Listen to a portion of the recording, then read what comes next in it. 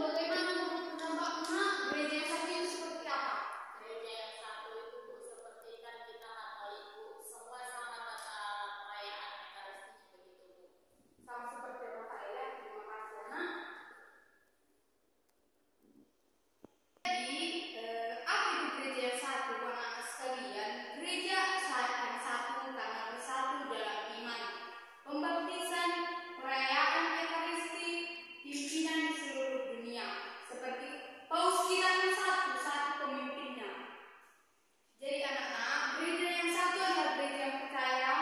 kehendak Allah, sebagaimana tertulis dalam kitab suci bahwa orang-orang beriman kepada Kristus hendaknya berkumpul menjadi umat Allah. Seperti yang dikatakan anak-anak sekalian juga tadi, perayaannya sama, perayaan Ekaristinya sama. Coba kira-kira apa yang membedakan perayaan Ekaristi? Nah, benar sekali, bahasanya yang membedakan, tapi ritus pelaksanaannya sama semua kan? Iya. Oke. Nah, anak-anak sekalian, setelah kita mempelajari itu, ada di sini kita disuruh menyimak cerita tentang delegasi orang muda Katolik sedunia berkumpul di Panama. Sebentar ya. Sebelum itu kita lihatlah dulu ada pesan yang disampaikan oleh Paus Fransiskus kepada orang-orang muda. Nah, bisa kita lihat ini. La jornada mundial de la juventud que se celebrará en Panamá el próximo mes de enero di Panama itu bisa dilihat ada suster, orang-orang muda yang berdoa bersama-sama.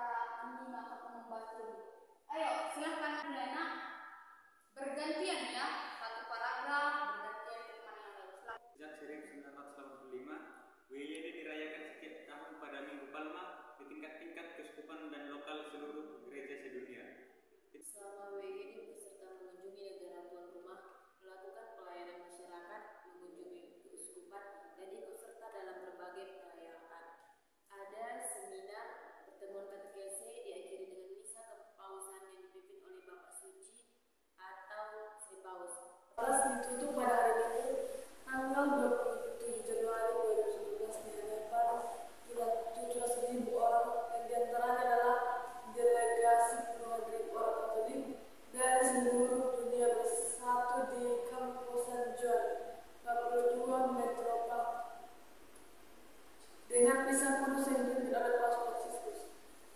Bapak Suci menyampaikan memberinya berdasarkan tema dari bacaan Injil hari Minggu.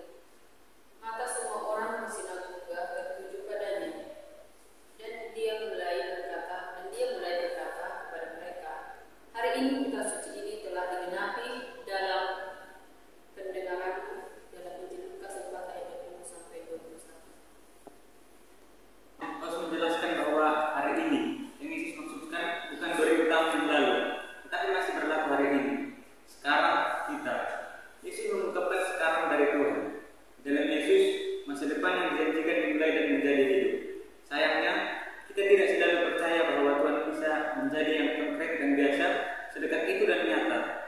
Karena Tuhan yang dekat dan setiap hari, seorang teman dan saudara menuntut agar kita peduli dengan lingkungan kita. Nah, anak-anak sekalian, tadi sudah menyimak cerita tadi.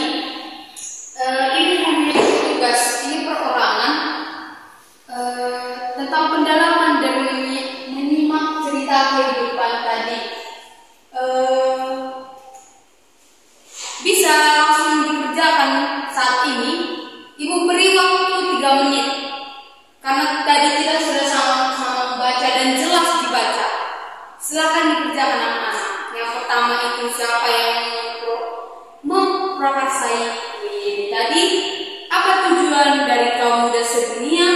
Apa yang dilakukan selama pertemuan kaum muda sedunia? Apa pesan Paus Fransiskus untuk kaum muda sedunia? Tadi juga sudah ikutan videonya kan? Nah, dan yang terakhir, apa makna sikap kesatuan gereja dalam pertemuan kaum muda sedunia ini?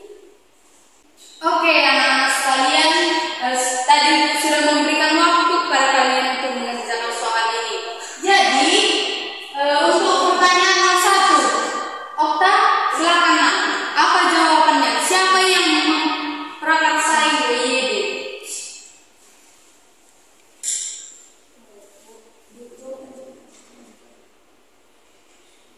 Yohanes Paulus 2. Itu nama lengkapnya. Oke, terima kasih Okta. Untuk Rafael, apa tujuan dari kaum muda sedunia tadi? Untuk menyatukan semua kaum muda katolik yang ada di dunia yang berbeda-beda dari sudut komunitasnya ataupun pemahamannya tentang dari katolik itu agar menyatukan di bawah yang dijelaskan kepada kami. Oke, terima kasih Rafael. Angel. Oh, Michi. Oke, Michelle, apa yang dilakukan selama pertemuan kaum muda sedunia tadi? Bernyanyi bersama, bernyanyi Bu, menari, mengunjungi umat, melakukan katekese, bisa bersama. Udah Bu, itu aja yang kita ingat. Yang keempat, Angel. Itu perlu. Oh, nomor 5. Berarti Sylvia nomor 4. Apa pesan Paus Fransiskus untuk kaum muda sedunia? Pesan Paus Fransiskus yaitu selalu memandang cakrawala dengan matamu dan di atas segalanya. Lihatlah dengan hatimu. Melihat dengan hati. Angel nomor 5, silakan. Apa makna sikap kesatuan gereja dalam pertemuan kaum muda sedunia? Paulus menjelaskan sikap gereja dalam pertemuan tersebut membilangkan supaya kita orang muda Katolik semakin mengenal gereja yang satu, gereja kita yang memiliki perbedaan ras, suku dan golongan, tetapi kita tetap satu. Oke, terima kasih anak. Jadi anak-anak sekalian, yang oleh Okta tadi, sejak tahun 1985, setiap 2 atau 3 tahun WYD dirayakan secara internasional di tempat yang dipilih Paus. Jadi di tempat yang dipilih Paus inilah semua nanti orang muda Katolik itu berkumpul bersama Bapak Suci di sana, yaitu Paus kita. Selama WYD peserta mengunjungi negara tuan rumah, melakukan pelayanan masyarakat seperti yang dilakukan Michi tadi, mengunjungi keuskupan, ikut serta dalam berbagai perayaan, ada seminar, pertemuan katekese, diakhiri dengan misa kepausan yang dipimpin oleh Bapak Suci yang itu Paus kita. Pesan Paus Fransiskus kepada kaum muda Katolik di WYD Panama bahwa kita itu semua sedang dalam perjalanan, teruslah berjalan, terus hidupkan, yaitu di dalam iman dan membagikannya kepada orang lain. Dan yang terakhir itu sifat kesatuan gereja tercermin dari persekutuan atau komunio kaum muda dan umat Katolik yang berkumpul di Panama atas nama satu iman, harapan dan kasih. Michi, didengarkan Michi. Kalian ya membahas tentang kesatuan gereja itu pertemuan kaum muda. Sekarang kita membahas kesatuan gereja dalam kitab suci. Misalnya sepertinya kamu sangat semangat. Silakan baca. Iya. Dan biarlah kamu juga dipergunakan sebagai batu hidup untuk pembangunan suatu rumah rohani bagi suatu imamat kudus, untuk mempersembahkan persembahan rohani yang karena Yesus Kristus berkenan kepada Allah. Sebab ada tertulis dalam kitab suci, sesungguhnya aku meletakkan di Sion sebuah batu yang terpilih, sebuah batu penjuru yang mahal, dan siapa yang percaya kepadanya tidak akan dipermalukan. Karena itu bagi kamu yang percaya itu mahal, tetapi bagi mereka yang tidak percaya, batu yang telah dibangun oleh tukang bangunan telah menjadi batu penjuru, juga telah menjadi batu sentuhan dan suatu batu sandungan. Mereka tersandung padanya karena mereka tidak taat kepada firman Allah, dan untuk itu mereka juga telah disediakan. Tetapi kamulah bangsa yang terpilih, imamat yang rajawi, bangsa yang kudus, besar dari Dia yang telah memanggil kamu keluar dari kegelapan kepada terangnya yang ajaib. Kamu yang dahulu bukan umat Allah, tetapi yang sekarang telah menjadi umatnya, yang dahulu tidak dikasihinya, tetapi yang sekarang telah beroleh belas kasihan. Bu, Terima kasih Michelle. Sekarang diskusi kelompok. Setelah kita membaca tadi tentang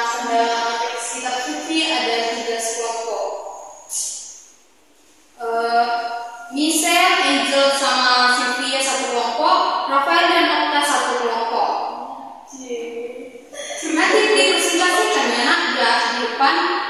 Jadi dikerjakan dengan baik-baik. Silakan. Oke, sudah selesai anak-anak? Sudah Bu? Oke, ini karena tugas kelompok minggu depan Ibu tadi.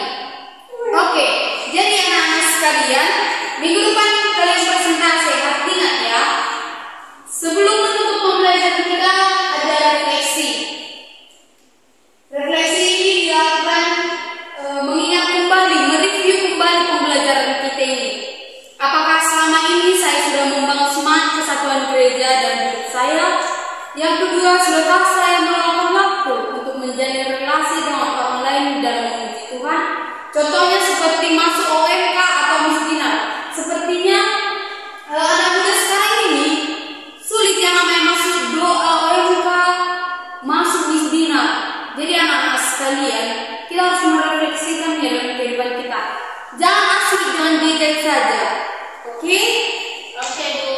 Aksi nyatanya, anak-anak itu melaksanakan aksi nyata itu dengan ikut doa OMK atau bersosialisasi dengan orang lain, ikut berderma dan lain sebagainya. Ini dicatat di dalam buku tugas ya. Minggu depan itu lagi. Baik Bu. Nah anak-anak sekalian, sebelum menutup pembelajaran kita ini perlu yang namanya kesimpulan. Kira-kira apa yang kalian dapat dari pembelajaran hari ini? Siapa yang ingin berbagi? Dipersilakan. Menurut saya dapat pertemuan hari ini dalam gereja kita itu banyak terdapat perbedaan. Tapi yang menjadikan perbedaan itu jadi bersama kita untuk bisa bersama menuju Tuhan. Angel, silakan. Jadi Bu, kesimpulannya ini gereja yang satu itu gereja yang tidak berbeda-beda. Jadi Bu, makna yang dari kita pelajari tadi tentang gereja yang satu itu yaitu tentang kita memiliki satu ritus atau tata perayaan yang sama, dan Paus Fransiskus juga berpesan kepada OMK bahwa kita tidak boleh saling bergaduh satu sama lain, harus saling membantu satu sama lain karena kita satu, begitu Bu. Oke, terima kasih Angel. Sama Bu. Jadi anak-anak, gereja itu satu karena sumber teladannya adalah Allah Tritunggal, yaitu Allah Bapa, Allah Putra, dan Allah Roh Kudus. Yesus Kristus Putra Allah sebagai pendiri dan kepala gereja menetapkan kesatuan semua umat manusia dalam satu tubuh sebagai jiwa gereja. Roh Kudus mempersatukan semua umat beriman dalam kesatuan dengan Kristus. Yang selanjutnya, gereja hanya mempunyai satu iman, satu kehidupan sakramental, satu warisan apostolik, satu pengharapan yang umum, dan cinta kasih yang satu dan sama. Meski demikian, kesatuan gereja tetap menghargai kebinekaan yang ada di dalamnya, seperti yang sudah disampaikan anak-anak sekalian tadi. Ikatan persatuan yang tampak dalam pengakuan iman yang satu dan sama, yang diwariskan oleh para rasul, perayaan ibadat bersama, terutama sakramen-sakramen, sukses apostolik oleh sakramen tabisan, menegakkan kesepakatan sebagai saudara-saudari dalam keluarga Allah. Nah, anak-anak sekalian, setelah penjelasan ini apakah ada yang ingin bertanya atau ada yang kurang jelas? Tidak Bu. Sudah tidak? Sudah mengerti semua? Sudah Bu. Bagus. Nah, sekian pembelajaran kita hari ini. Sebelum menutup,